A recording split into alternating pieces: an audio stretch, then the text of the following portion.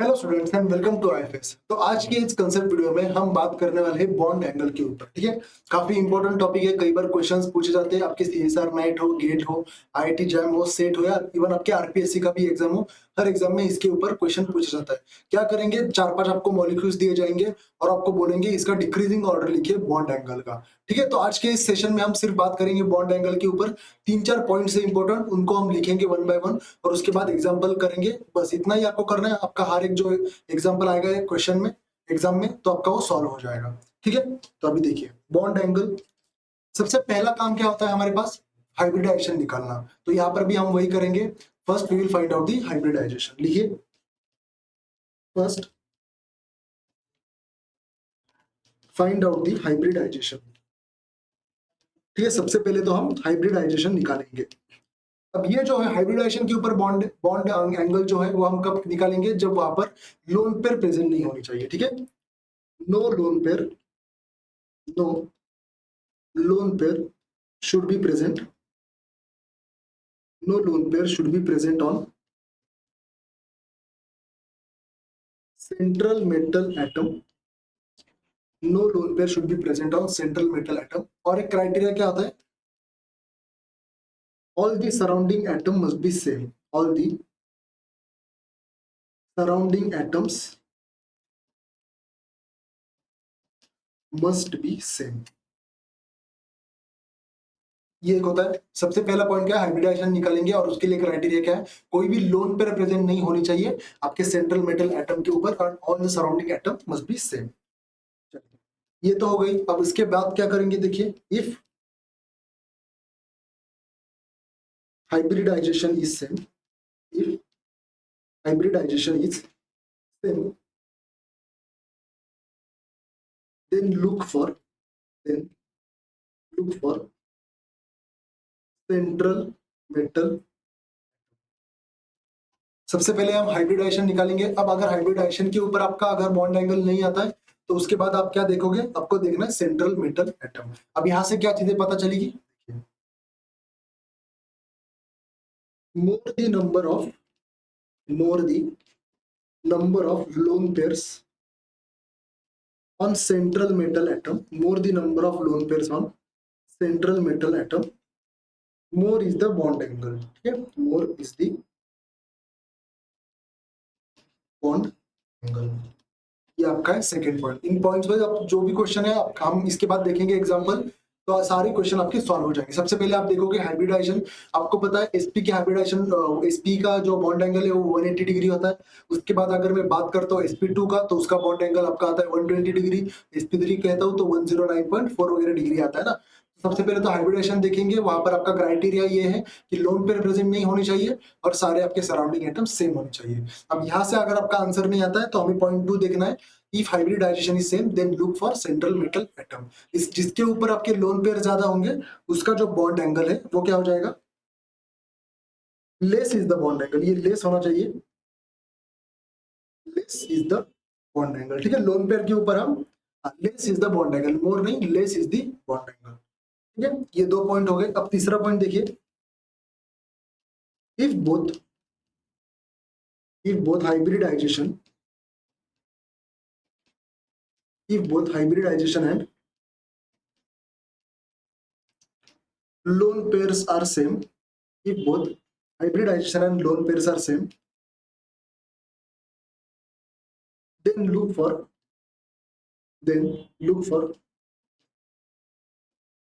central atom electronegativity, and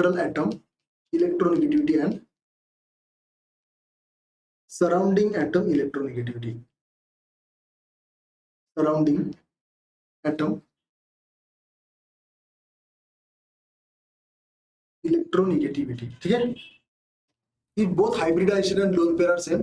अगर हमारा जो आंसर है, जो ऑर्डर है, अगर हाइब्रिडाइजेशन से भी नहीं आ रहा है और लोन पेयर से भी नहीं आ रहा है, तो उसके बाद आप क्या देखोगे, सेंट्रल एटम के ऊपर इलेक्ट्रोनेगेटिविटी चेक करोगे और उसके बाद सराउंडिंग एटम की आप इलेक्ट्रोनेगेटिविटी चेक करोगे। अब यहाँ पर देखिए, ये कब करोगे आप, दिस इज कंसिडर्ड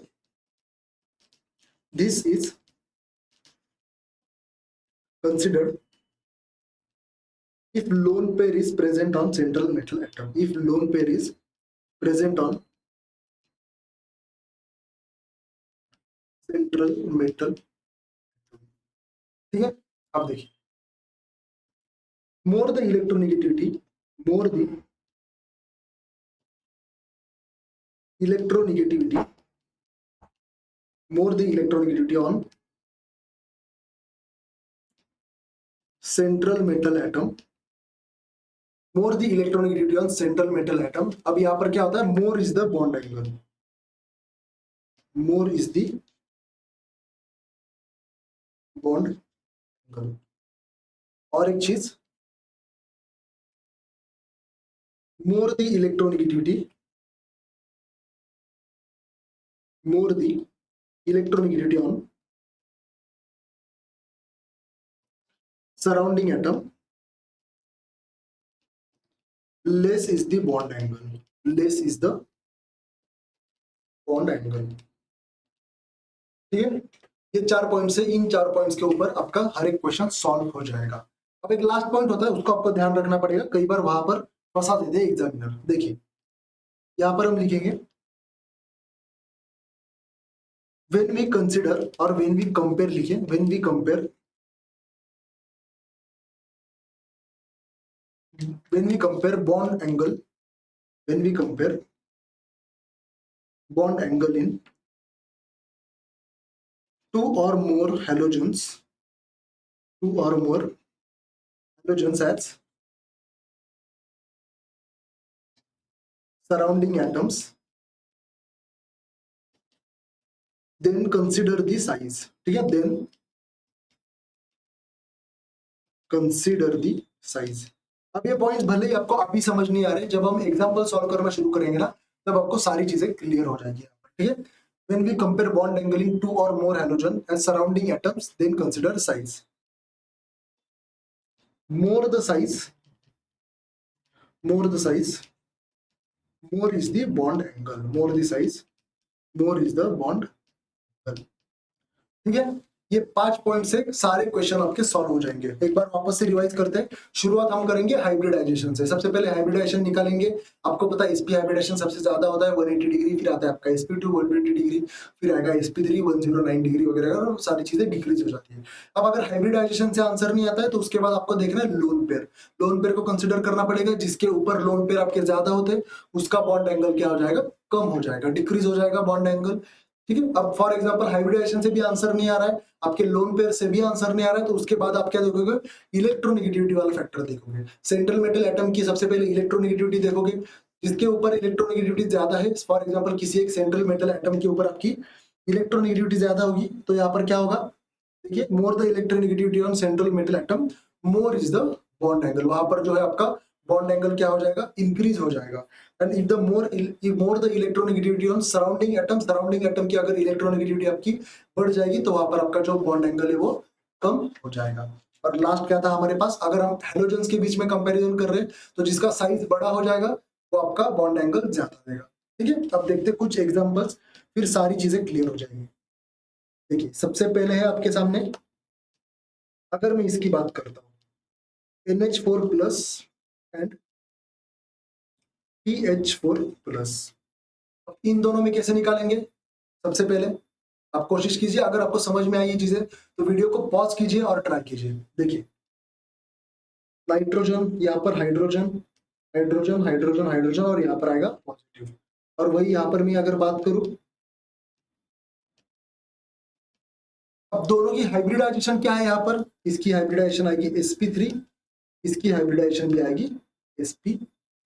अब ऑब्वियसली लोन पेयर नहीं है, दोनों की हाइब्रिडाइजेशन सेम है, तो दोनों का बॉन्ड एंगल यहाँ पर सेम आएगा। नॉट नेसेसरी हर वक्त एग्जाम में ऐसे ही पूछेगी डिक्रीजिंग इंक्रीजिंग, कभी कभी सेम बॉन्ड एंगल भी दे देते हैं, ठीक है। सो देयरफॉर बोथ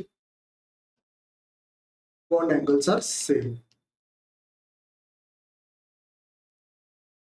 ठीक है, both bond angles are same. चलिए ये क्वेश्चन हो गया। अब देखते हैं दूसरा क्वेश्चन। अब आपके सामने है OH2, OF2 एंड OCl2। चलिए इसको ट्राई कीजिए, क्या आएगा इसमें। हर क्वेश्चन को इस प्रोसेस को ही फॉलो करना है, इन पॉइंट्स को ही आपको फॉलो करना है। सबसे पहले इसको ओपन करके लिखिए और इनके लोन पेयर्स दिखाइए भाई।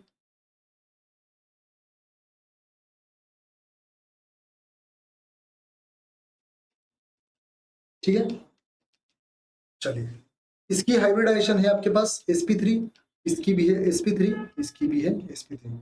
अब एक चीज तो हमें यहाँ से पता चल गई, जो हैलोजन आपका लार्जर इन साइज है ना, वो हमेशा आपका पहले आएगा, उसका बॉन्ड एंगल हमेशा सबसे ज्यादा आएगा।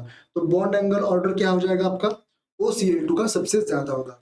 अब इन दोनों में वैसे अगर हमें कंपेयर करना है तो हमें कौन सा फैक्टर यूज करना पड़ेगा, इलेक्ट्रोनेगेटिविटी का। ऐसा क्यों, क्योंकि हाइब्रिडाइजेशन सेम है, लोन पेयर सेम है, आपका जो सेंट्रल मेटल एटम है ऑक्सीजन वो भी सेम है। अब बची कौन सी चीज है आपके पास, हाइड्रोजन और फ्लोरीन।